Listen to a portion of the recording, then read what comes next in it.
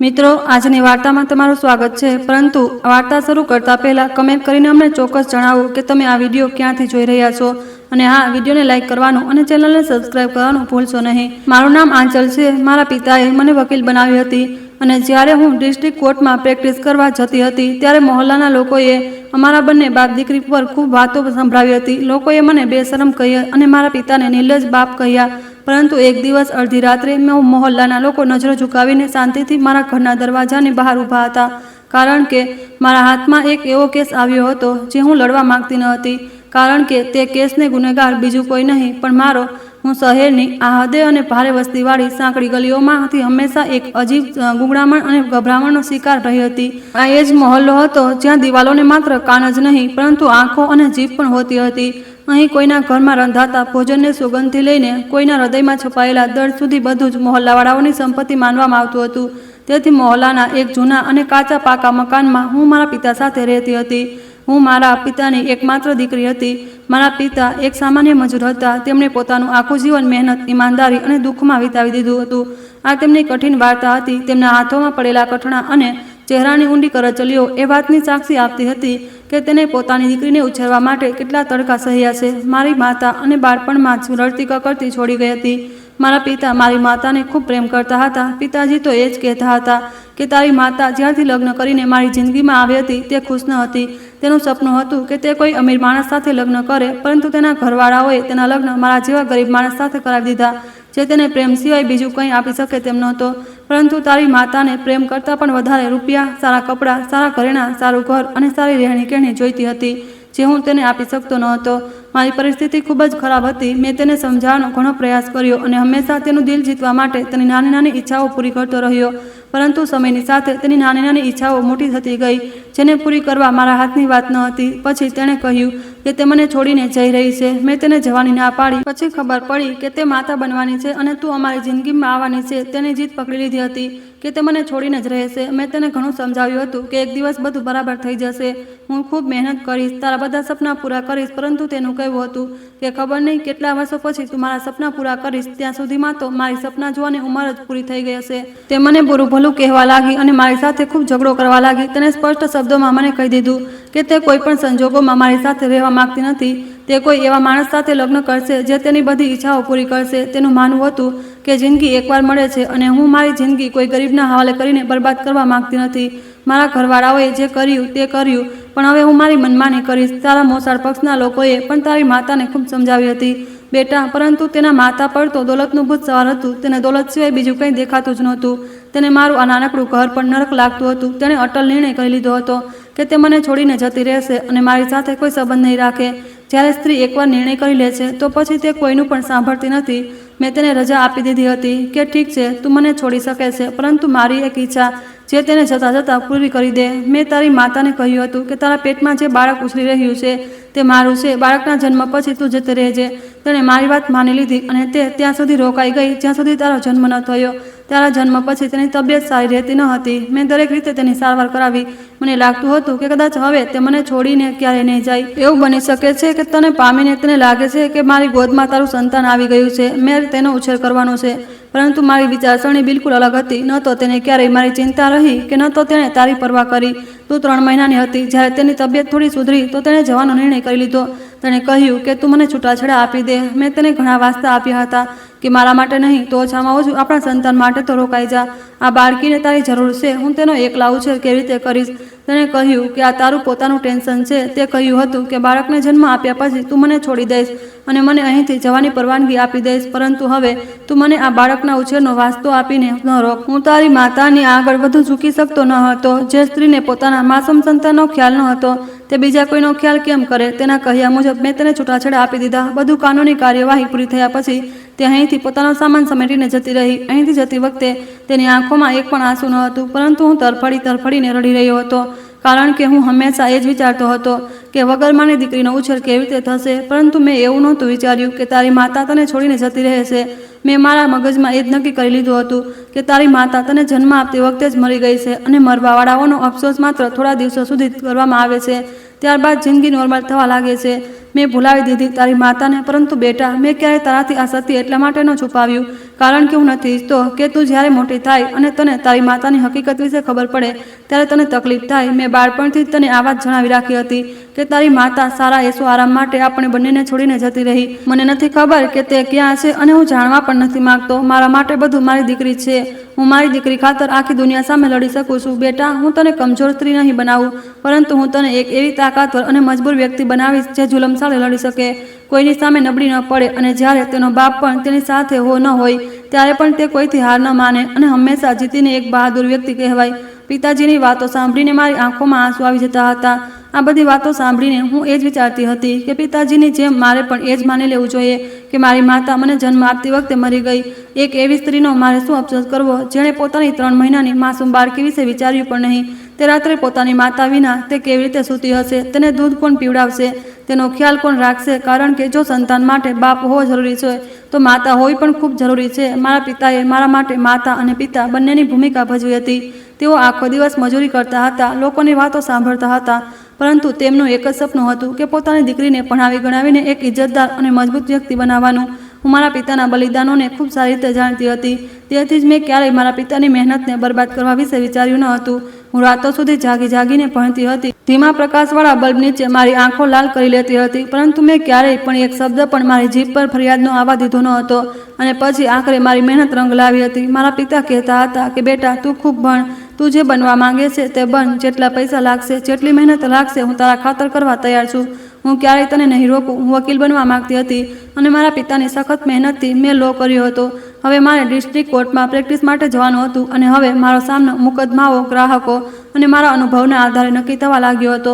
મારા પિતા ખૂબ જ ખુશ હતા. તેમની ખુશીનો કોઈ પાર ન હતો કે તેમની દીકરી હવે વકીલ બનવાની નજીક છે. તેમની આંખોમાંથી આંસુ છલકાઈ પડ્યા હતા કે આખરે તેમની જિંદગીની સૌથી મોટી લાચારી ઓછામાં ઓછું તેમની દીકરીના ભવિષ્યને તો આડી ન આવી. પરંતુ મારા પિતા કદાચ એ ભૂલી ગયા હતા કે તેઓ જે સમાજ અને મહોલ્લાનો હિસ્સો છે ત્યાં ગરીબની ખુશી અને દીકરીની સફળતા બંનેની માફી અને જુલમને લાયક સમજવામાં આવે છે. મારી વાર્તાનું સૌથી ખતરનાક અને તકલીફદાયક પાસું એ દિવસથી શરૂ થયું હતું જ્યારે મેં પહેલીવાર કોર્ટ જવાનું શરૂ કર્યું હતું. મેં પહેલીવાર જ્યારે મારી સફેદ સાડી સાથે કાળો કોટ પહેર્યો.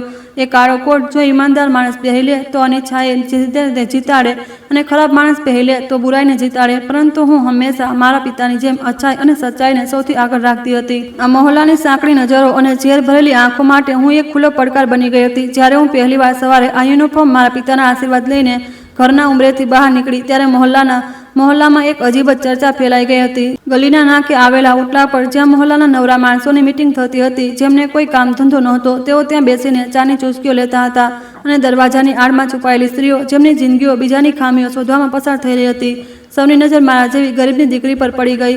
મહોલ્લાની સૌથી મોટી અને ઝેરીલી જીભવાળી સ્ત્રી બબીતા આંટી, જેનું કામ જ લોકોના ઘરોમાં આગ લગાડવાનું હતું, તેમણે પોતાના દાંત વચ્ચે પાલવ દબાવતા સાથે ઊભેલી સ્ત્રીઓને કહ્યું, જુઓ, હવે આ ગરીબોની રાજકુમારી પણ વકીલ મેડમ બનીને ઘરેથી નીકળી રહી છે. હવે આ વકીલ બનીને લોકો સાથે સવાલ જવાબ કરશે, બદતમીજી કરશે. આના બાપે તો જાણે આને કોઈ તમીજ જ નથી શીખવાડી. આને તો શરમ લાજ જ નેવે મૂકી દીધી છે. યુવાન દીકરીને આ રીતે સજી ધજીને માણસો વચ્ચે કામ કરવા મોકલી રહ્યો છે. આ તો હજુ માત્ર શરૂઆત હતી. આ લોકોના નેગેટિવ કમેન્ટ્સની એ ધીમી આગ જે પહેલા દિવસે શરૂ થઈ હતી તે સમયે એક ભડકતા લાવામાં બદલાઈ ગઈ હતી. મેં હવે રોજ કોર્ટ જવાનું શરૂ કરી દીધું હતું અને મારા ઘરેથી નીકળતી વખતે આ લોકોની કંઈક આવી જ કોમેન્ટ્સ રહેતી હતી. કોઈ કંઈક કહેતું તો કોઈક કંઈક કહેતું હતું, પરંતુ આમાંથી કોઈ પણ મારા વખાણ કરવાવાળું ન હતું. દરેક વ્યક્તિ મને બુરાઈ જ આપી રહી હતી, જાણે કે હું વકીલ નથી બની રહી પણ કોઈ ગુનેગાર બની રહી છું. એક ગરીબ બેસહારા છોકરી હવે જ્યારે લોકો સાથે ઉઠવા બેસવા લાગી હતી, કોર્ટ જઈ રહી હતી અને ઘણા બધા માણસોનો સામનો કરી રહી હતી, તો આ વાત કોઈને હજમ થઈ રહી ન હતી. દરેક જણ કહેતું હતું કે આના પિતાએ આને બગાડી દીધી છે. રાત્રે મોડેથી ઘરે પાછી આવે છે અને વહેલી સવારે ઘરેથી નીકળી જાય છે. પછી આખો દિવસ શું કરે કોઈને કંઈ ખબર નથી. કોને ખબર વકીલ બનવાની આડમાં કોઈ ખોટું કામ કરી રહ્યું હોય. મારું વકીલ બનવું મહોલ્લાના કોઈ પણ વ્યક્તિને પસંદ આવી રહ્યું ન હતું. એ લોકો ચર્ચા કરતા હતા. ધીરે ધીરે તેમનો ઊંચો અવાજ ખુલ્લા ટોણાઓમાં બદલાઈ ગયો.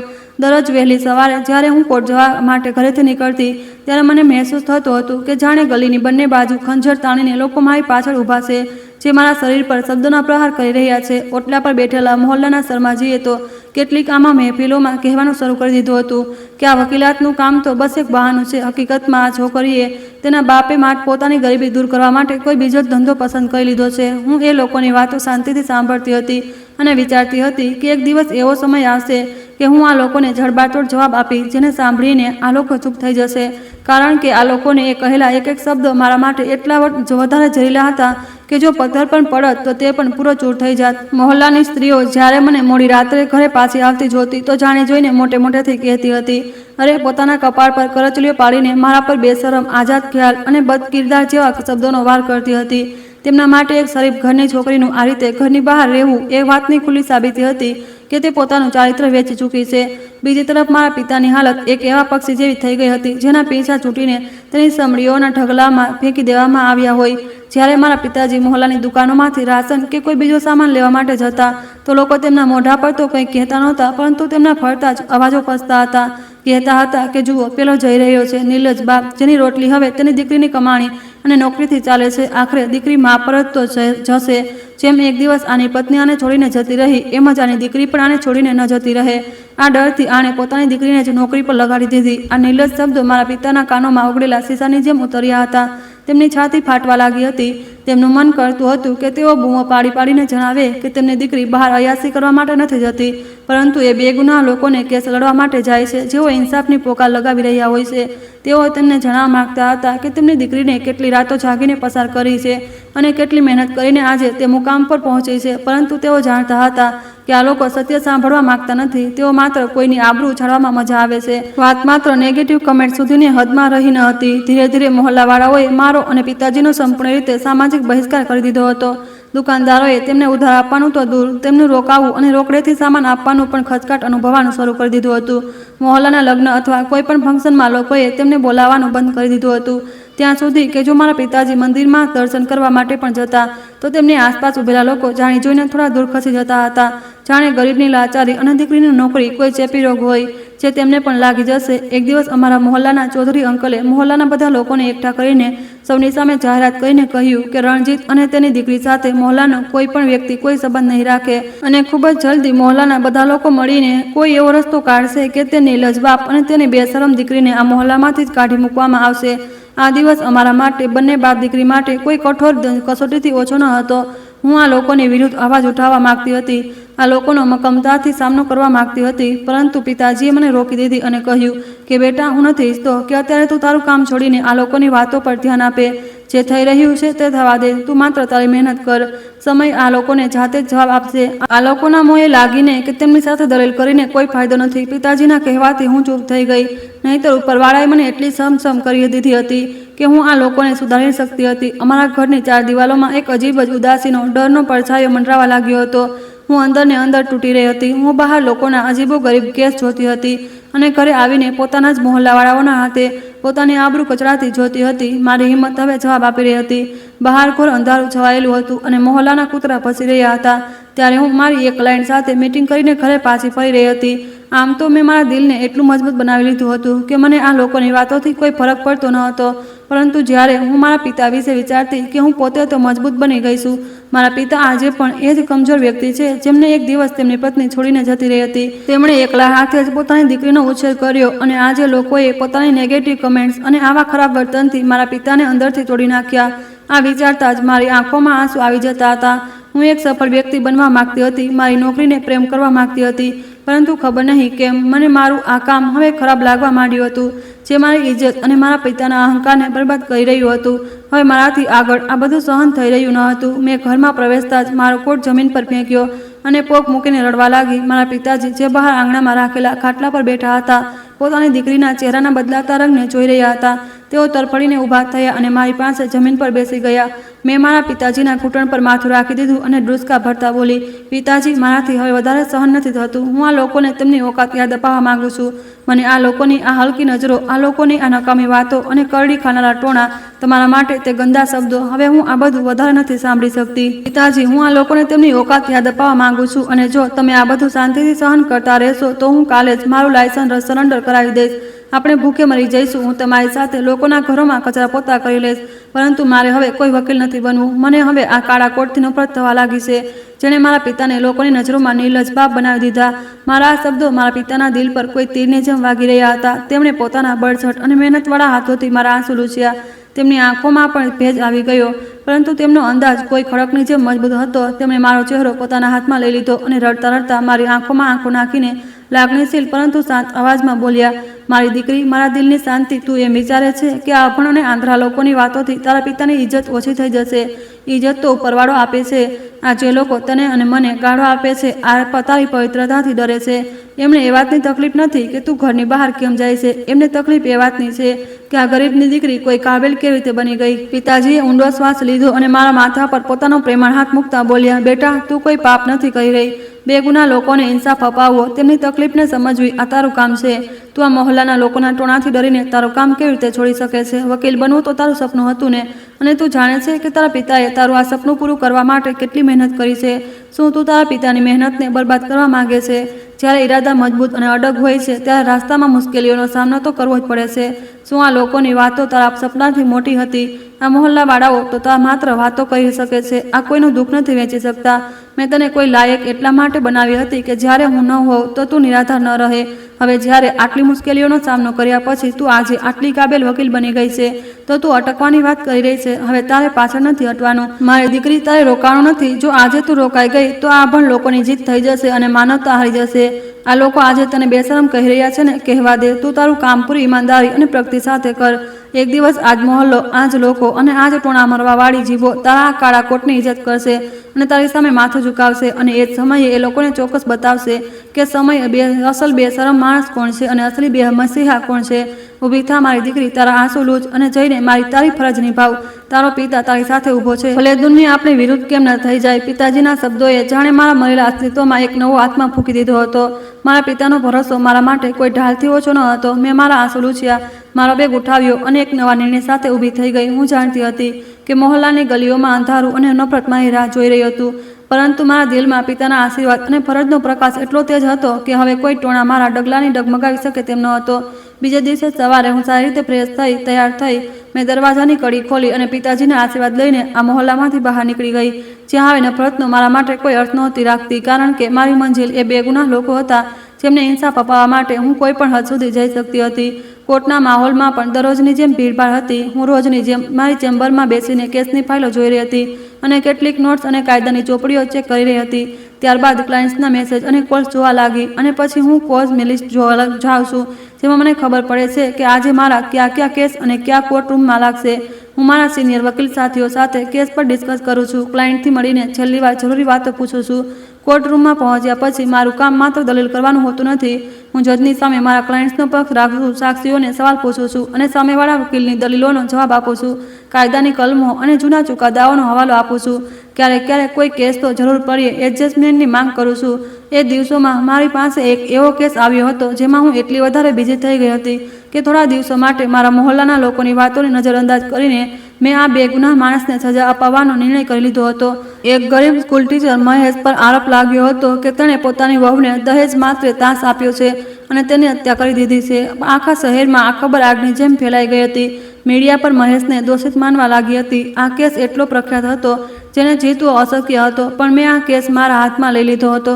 તપાસ દરમિયાન મને ઘણી વાતો જાણવા મળી હતી. વહુનું મોત તેને આમ નહીં પરંતુ સમજી વિચારીને કઢાયેલું કાવતરું હતું. આરોપી મહેશ ન હતો, પરંતુ અસલી ગુનેગાર મહેશના દીકરાની પત્નીનો બોયફ્રેન્ડ અને તેનો ભાઈ હતો, જેમણે પ્રોપર્ટી પચાવી પાડવા માટે આખું ષડયંત્ર રચ્યું હતું. તેમણે જૂઠા ચેટ, નકલી સાક્ષી અને બનાવટી પુરાવા તૈયાર કર્યા હતા, પરંતુ આરોપી એક નાની ભૂલ કરી બેઠા હતા.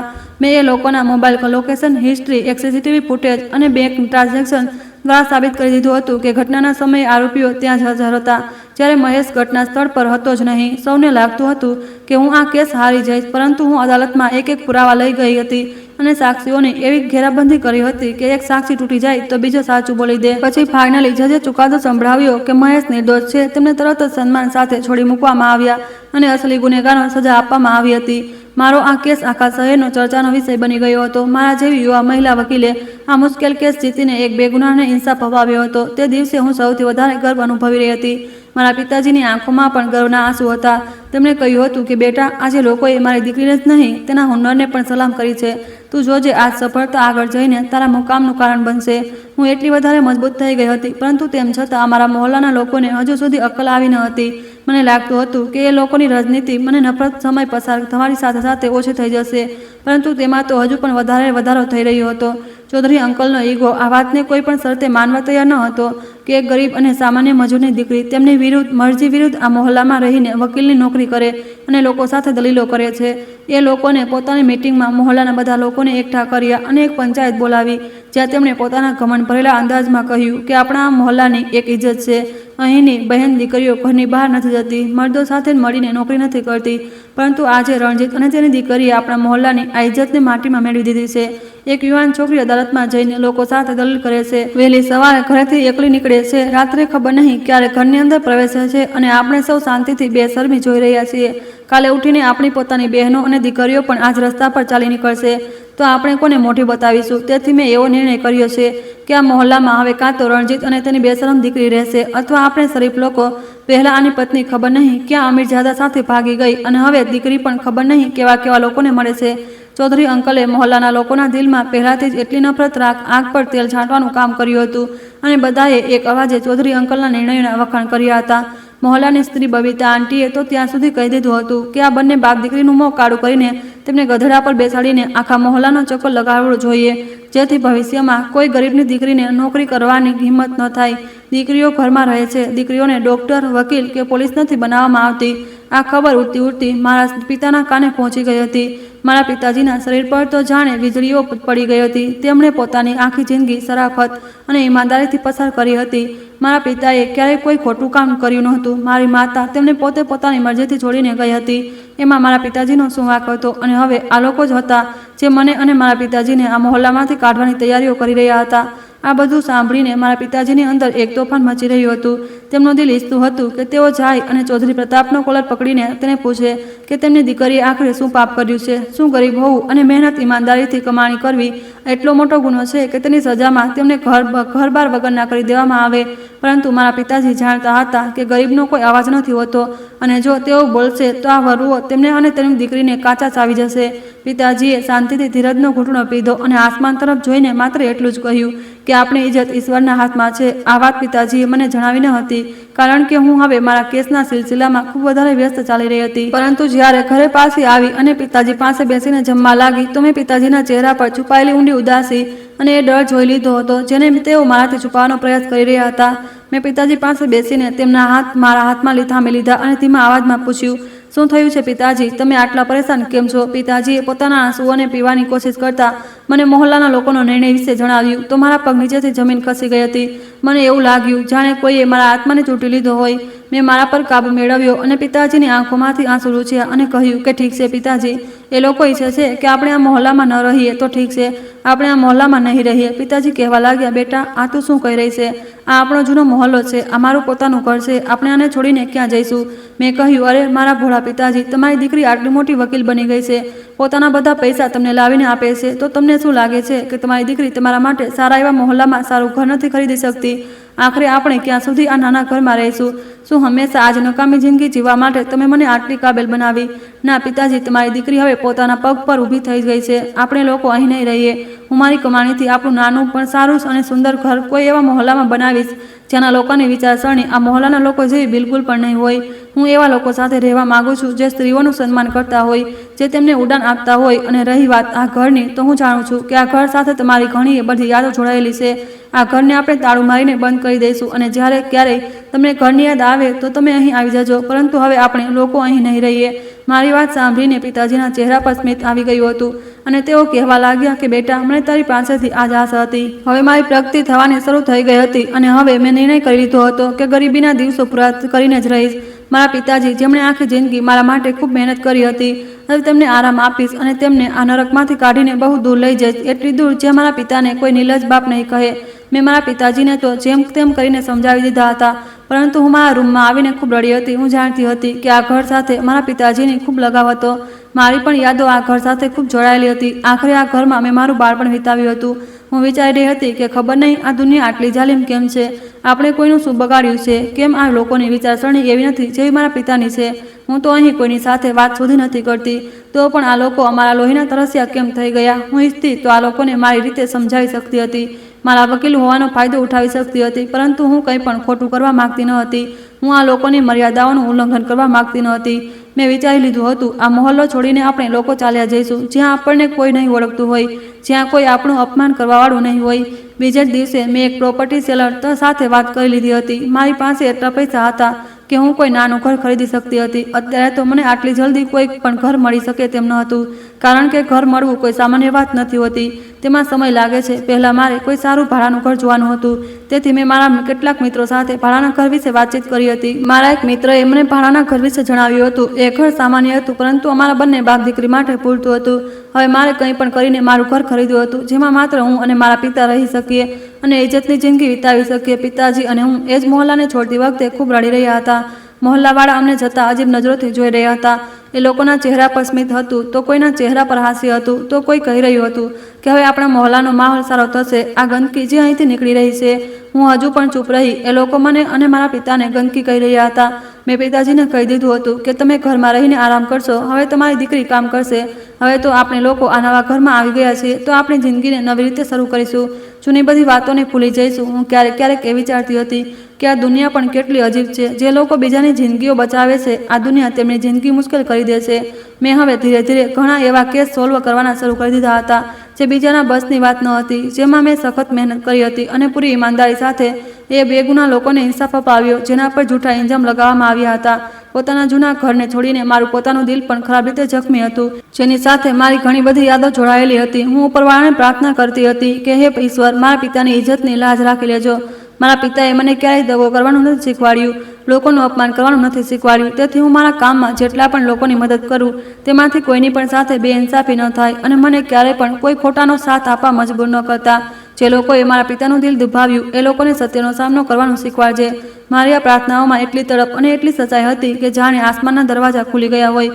ઉપરવાળાએ મારી પ્રાર્થના મારા મોંમાંથી નીકળતા સ્વીકારી લીધી હોય, પરંતુ હજુ કસોટીની કડવી પૂરી નહોતી થઈ અને કુદરતે મારા જૂના મોહલ્લાવાળાઓએ અને તેમના ઘમંડને માટીમાં મેળવવા માટે એક એવો રસ્તો નક્કી કર્યો હતો જેના વિશે એ લોકોએ ક્યારેય વિચાર્યું પણ ન હતું. હું હવે એક પ્રોફેશનલ વકીલ બની ગઈ હતી અને હવે મારા કેસ જાતે હેન્ડલ કરતી હતી. મને હવે કોઈ સિનિયરની જરૂર ન હતી. મેં મારા ઘરમાં જ મારી એક અલગથી સ્પેશિયલ ચેમ્બર ખોલી લીધી હતી. મારા પિતાજી ક્યારેક ક્યારેક પોતાના પલંગ પર સૂઈને રાત્રે આસમાનના તારા ગણતા રહેતા હતા અને ઉપરવાળાને પ્રાર્થના કરતા હતા કે તેમની દીકરી પર લાગેલા પાયાવિહોણા આરોપોને કોઈ તો જવાબ આસમાનથી ઉતરશે, જે પથ્થરદિલ માણસોની આંખો ખોલી દેશે. અને બીજી તરફ હું મારા પિતાજીને એ જ સમજાવતી રહેતી હતી કે તેઓ મારું વધારે ટેન્શન ન લીધા કરે. આપણે હવે એ લોકોથી બહુ દૂર આવી ગયા છીએ જે આપણને ખરાબ કહેતા હતા.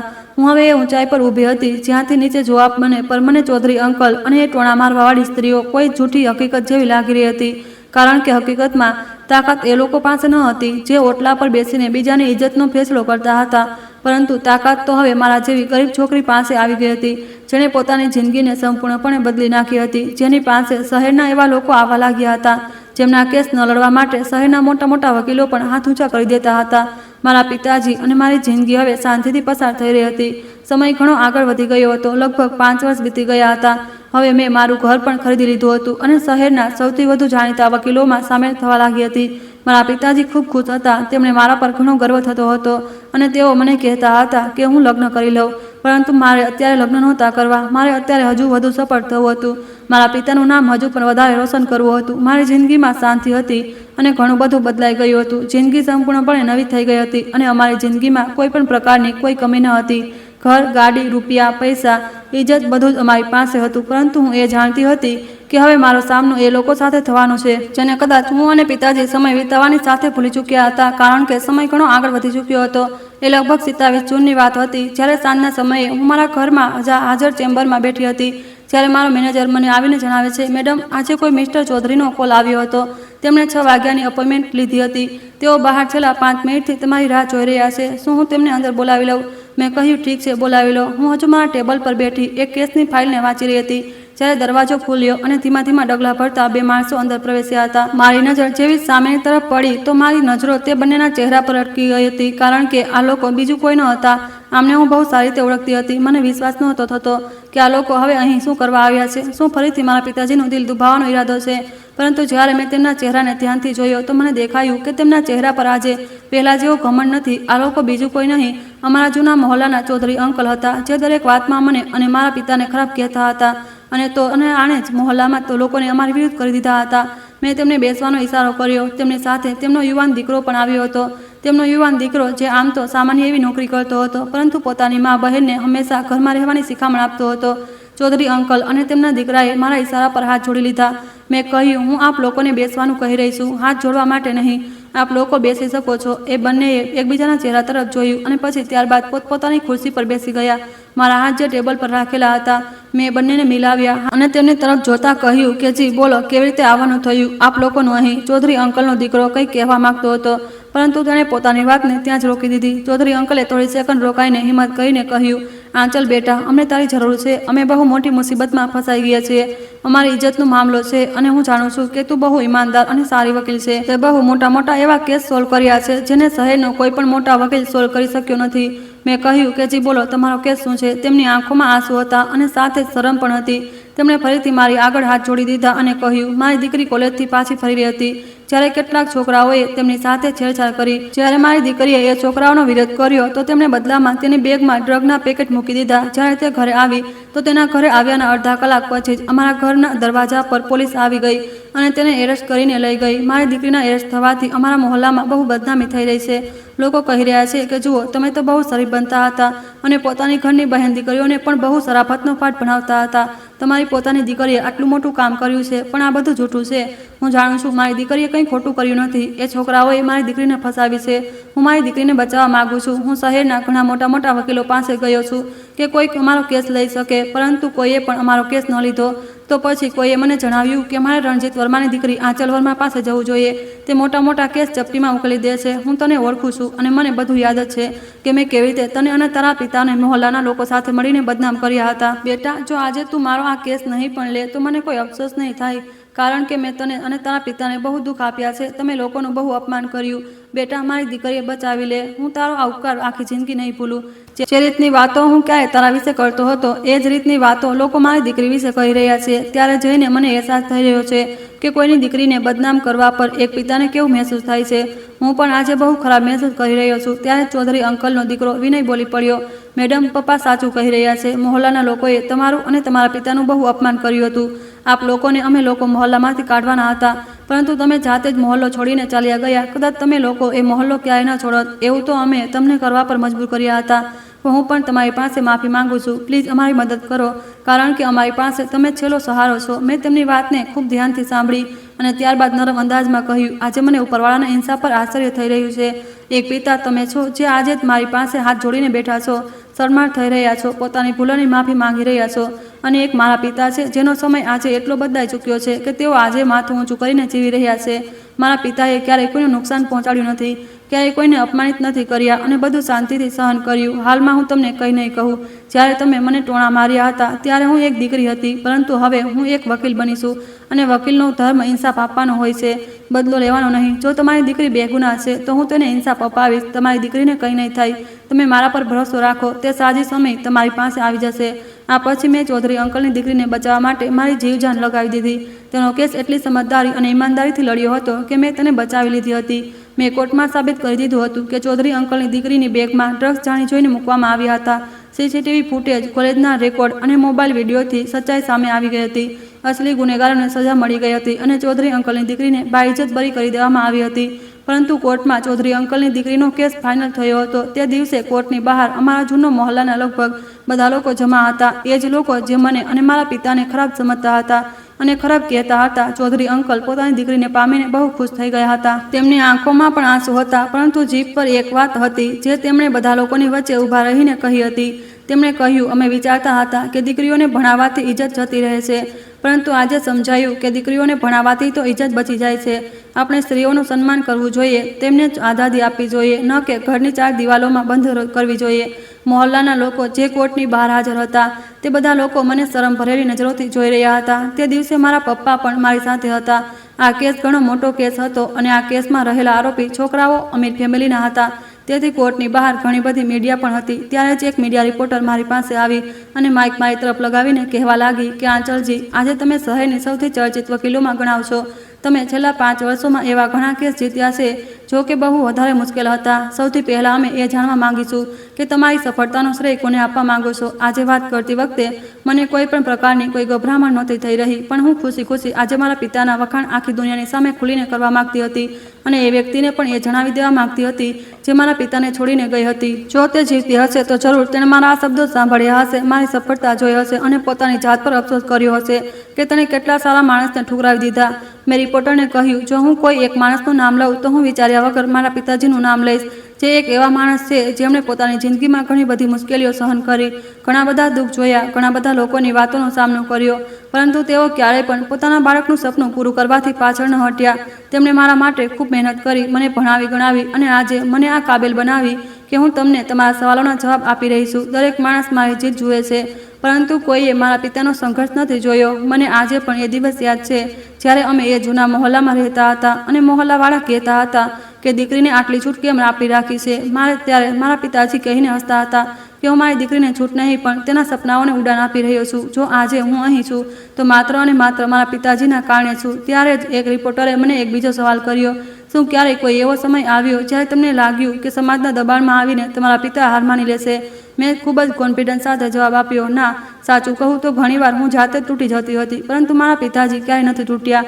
તેમણે હંમેશા મને એ જ કહ્યું હતું કે બેટા, આજે જે લોકો તારી પીઠ પાછળ વાતો કહી રહ્યા છે એ જ લોકો એક દિવસ તારી મિસાલ આપશે. તેમની આ જ વાત મારા માટે સૌથી મોટી તાકાત બની. તેમણે મારી માતાના ન હોવા છતાં પણ મને ક્યારેય માતાની કમી મહેસૂસ ન થવા દીધી. મારા પિતાજી મારા માટે સૌથી મોટી તાકાત છે. પછી રિપોર્ટરે સૌથી છેલ્લો અને સૌથી જરૂરી સવાલ પૂછ્યો, તો તમે તમારા કરિયરમાં સૌથી મોટો પાઠ શું શીખ્યા? મેં જવાબ આપ્યો, મેં મારા કરિયરમાં શીખ્યું કે કોઈ વ્યક્તિનું સપનું તેના લિંકથી નાનું કે મોટું નથી હોતું. જો પરિવાર સાથે ઊભો રહી જાય તો સમાજનો અવાજ ધીરે ધીરે જાતે જ શાંત થઈ જાય છે. અને મારા માટે મારા પિતા જ મારો આખો પરિવાર છે. હું તેમને જ મારું બધું માનું છું. ઉપરવાળાએ મને પિતાનો આ એક જ સંબંધ આપ્યો, પરંતુ એક સંબંધમાં મને દરેક સંબંધનું રૂપ આપી દીધું. રિપોર્ટરે કહ્યું, તમે તમારા પિતા સાથે તમારી કેટલીક તસવીરો લેવા માંગીએ છીએ. મેં મારા પિતાજીને મારી પાસે બોલાવ્યા અને તેમની સાથે ઘણી બધી તસવીરો ખેંચાવી. ત્યાં હાજર લોકો પોતાના મોબાઈલ કાઢીને મારા ફોટાઓ ખેંચી રહ્યા હતા. આજે મને લાગી રહ્યું હતું જાણે હું દુનિયાની સૌથી ખુશનસીબ વ્યક્તિ છું, સૌથી ખુશનસીબ દીકરી છું જેની પાસે મારા પિતા જેવી હસ્તી છે. મેં મારા પિતાજીને ગળે લગાવતા તેમને કહ્યું, પિતાજી, લોકો કહે છે કે મેં ઘણા મોટા કેસ જીત્યા છે, પરંતુ મારી પહેલી અને સૌથી મોટી જીત એ દિવસે થઈ હતી જ્યારે તમે પૂરા કોન્ફિડન્સ સાથે મારો હાથ પકડીને કહ્યું હતું, મારી દીકરી એક દિવસ ખૂબ મોટી વકીલ બનશે અને તેની સફળતાને આખી દુનિયા જોશે. જો એ દિવસે તમે મારો સાથ છોડી દે તો આજે મારી પાસે ન કાળો કોટ હોત અને ન તો આ ઓળખ હોત. મારી દરેક ચીજ, દરેક સન્માન અને દરેક દુઆ સૌથી પહેલાં તમારા નામે છે. મારા પિતાજીએ ખુશીના માર્યા મને ગળે લગાવી લીધી હતી. તેમની આંખોમાંથી પણ આંસુ નીકળી રહ્યા હતા અને મારી આંખોમાંથી પણ આંસુ નીકળી રહ્યા હતા. કોર્ટની બહાર હાજર વકીલ, પોલીસવાળા અને મીડિયાવાળા અને ભીડ, દરેક જણ મારી તરફ જોઈ રહ્યા હતા. અને કેટલાક લોકોની આંખો તો બાપ દીકરીનો આ સંબંધ જોઈને પણ ભીની થઈ ગઈ હતી. કાલે જે સ્ત્રીઓ, જે મહોલ્લાના લોકો મને અને મારા પિતાને ખોટા કહેતા હતા, આજે તે સૌના હોઠો પર વખાણ હતા અને આંખોમાં શરમ હતી કે તેમણે ક્યારેય એક બાપ અને દીકરીને બહુ અપમાનિત કર્યા હતા. હું મારી આ વાર્તાથી એ માતા પિતાને એ સંદેશ આપવા માંગુ છું જે સમાજના ડરથી પોતાની દીકરીઓના સપના રોકી દે છે. હું કહેવા માંગીશ કે સમાજની વાતો થોડા દિવસો સુધી સંભળાય છે, પરંતુ તમારી દીકરીની સફળતા આખી જિંદગી દેખાય છે. પોતાની દીકરીઓને રોકો નહીં, તેમનો સાથ આપો. બની શકે છે કે કાલે એ જ દીકરી કોઈ દિવસ તમારી નહીં, પૂરા સમાજની ઇજ્જત બચાવે. મહોલ્લાના એ જ લોકો જે ક્યારેય અમને ખરાબ કહેતા હતા, હવે મને અને મારા પિતાને પાછા અમને અમારા જૂના ઘરે બોલાવી રહ્યા હતા. પરંતુ હવે અમે લોકો ત્યાં રહેવા જઈ શકીએ તેમ નહોતા. પિતાજીનું કહેવું હતું કે બેટા, તે બહુ મુશ્કેલી અને મહેનત સાથે આ બધું જ મેળવ્યું છે, તો હવે અમે તારી મહેનતથી ખરીદેલા દરેક વસ્તુ છોડીને એ જૂના મહોલ્લામાં જિંદગી તો પસાર નહીં કરીએ, પરંતુ તારે તારા હુનરથી એ મહોલ્લાના લોકો માટે એક નવી મિસાલ કાયમ કરવી પડશે, જેથી તેઓ સ્ત્રીઓને ક્યારેય ચાર દિવાલોના હદ સુધી ન રાખે, પરંતુ તેને ઉડવાની અને આઝાદ રહેવાની પરવાનગી આપે. મેં થોડા સમય પછી મારા શહેરમાં મફત કાનૂની સહાયતા કેન્દ્ર ખોલ્યું, જ્યાં ગરીબ, વિધવા અને જરૂરિયાતમંદ લોકોને ફી વગર કાનૂની સલાહ આપવામાં આવે છે. હું દર મહિને સ્કૂલ અને કોલેજોમાં જઈને વિદ્યાર્થીઓને મળું છું અને કહું છું, પોતાના સપનાઓને એટલા મજબૂત બનાવો કે એક દિવસ લોકોએ પોતાની વિચારસરણી બદલવી પડે. ધીરે ધીરે એ જ મહોલ્લામાં જ્યાં ક્યારેક દીકરીઓના ભણતર પર સવાલ ઉઠતા હતા, હવે ત્યાંની ઘણી બધી છોકરીઓ ડોક્ટર, એન્જિનિયર અને પોલીસ બનવાની તૈયારીઓ કરવા લાગી હતી. એક દિવસ મારા પિતાજી એ જ જૂના મહોલ્લામાં ગયા, જ્યાં એ જ લોકો જે ક્યારે તેમને ટોણા મારતા હતા, હવે સન્માનથી ઊભા રહીને કહેવા લાગ્યા, અરે જુઓ જુઓ, આંચલ મેડમના પિતાજી જઈ રહ્યા છે. મારા પિતાજી કંઈ નથી કહેતા, બસ આસમાન તરફ જુએ છે અને હસી દે છે. મિત્રો, આ વાર્તા પરથી તમને શું શીખ મળી? શું તમે પણ ક્યારેય પોતાના સપનાઓને પૂરા કરવા માટે સમાજના ટોણા, લોકોની આલોચનાઓ કે મુશ્કેલ સંજોગોમાં સામનો કર્યો છે? જો હા, તો તમે એ પડકારોને કેવી રીતે પાર કર્યા? અને શું તમારા જીવનમાં પણ કોઈ એવો માણસ છે જેણે દરેક મુશ્કેલીમાં તમારો સાથ આપ્યો હોય એ માણસનું નામ અને તમારી વાર્તા અમને કોમેન્ટમાં ચોક્કસ જણાવો. કોને ખબર તમારી વાર્તા કોઈ બીજા માટે પ્રેરણા બની જાય. વિડીયો સારો લાગ્યો હોય તો લાઈક અને ચેનલને સબસ્ક્રાઇબ જરૂરથી કરજો. ધન્યવાદ.